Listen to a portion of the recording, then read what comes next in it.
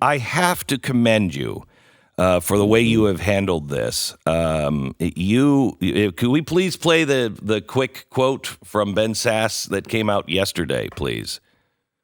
Let's be really clear about what we're talking about here. We're talking about fourth trimester abortion, or what anyone in the normal world calls infanticide. That's what we're talking about. And the governor of Virginia has been defending this all day yesterday and again today, going out and trying to equivocate and qualify and then double down and again say he wants to defend this practice, which is infanticide. Everyone in the Senate ought to be able to say unequivocally that killing that little baby is wrong. This doesn't take any political courage. And if you can't say that, if there's a member of this body that can't say that, there may be lots of work you can do in the world, but you shouldn't be here. You should get the heck out of any calling in public life where you pretend to care about the most vulnerable among us. I was reading last night about colonial America and abortions, and you sound like Lord Baltimore. He said that very thing about somebody who was in government who was involved in an abortion, and he said, "Get out, you have no place in public service." Thank you for that. Can you tell me what has happened to us? What is going on with these abortion bills?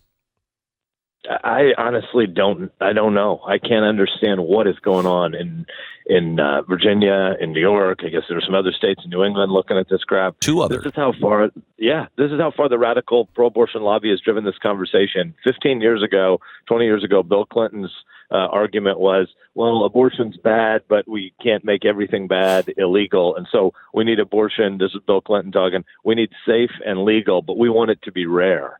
Now they're talking about keeping a baby comfortable while doctors stand around and have a debate about infanticide. It is truly bizarre what Governor Northam is out there defending. So I want to believe that this is some sort of game that the Democrats are playing to get their side worked up for the next the next election.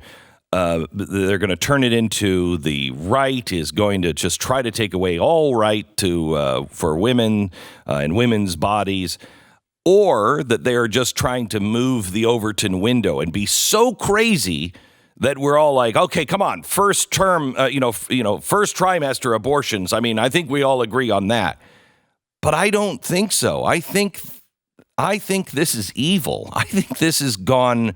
I think some of these people who are at the top of the Democratic Party really do believe what Peter Singer teaches, and that is you have a right until this child really sees and recognizes that there is a tomorrow.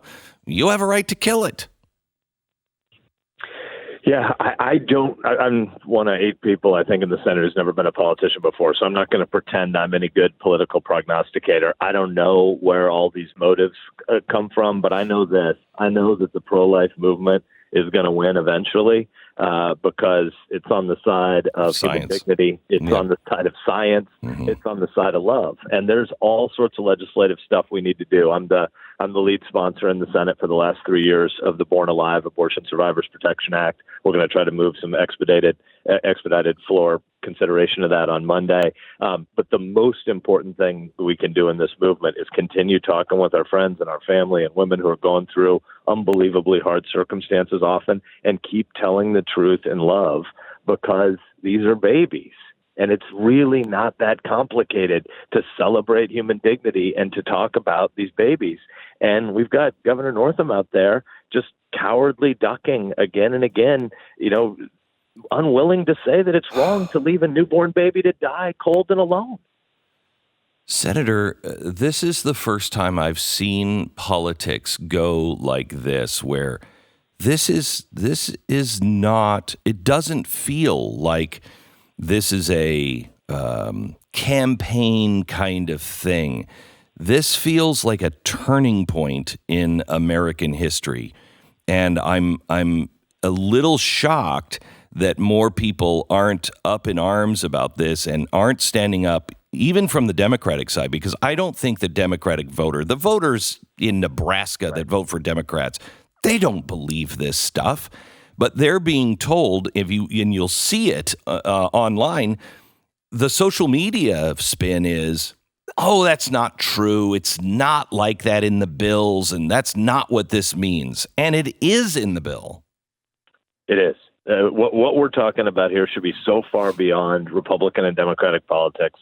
We're talking about the fact that if you can't say it's wrong to leave a baby to die when that baby survived an abortion, you have no place in public life. This is not complicated. And frankly, now that the Democratic Party's some of their leaders, not all of them, but some of their leaders have started to do this, I think every single Democrat in America should have to answer whether or not they're with those little baby girls or whether they're with Governor Cuomo and Governor Northam. It frightens me, knowing history, that even the Germans, the people who voted for Hitler, when they found out infanticide was happening, they stood up against the T4 program. Then it just was hidden. But they forced Hitler to say, oh, you're right, we wouldn't do that. We shouldn't do that. I mean, those people, they were crazy, and they stood up against it. And we seem to be kind of quiet about it. Yeah, I don't think, though, that even Planned Parenthood's PR army and a national media that's decidedly pro-abortion, I don't think that even that grouping is going to be able to duck the fact that what we're talking about here is infanticide. I hope so. When you hear Northam's comments on that radio show yesterday, where he says, people should know that I'm sure that the baby will be kept warm and comfortable for a little bit. Oh, my gosh, until we kill it. Have the debate about infanticide.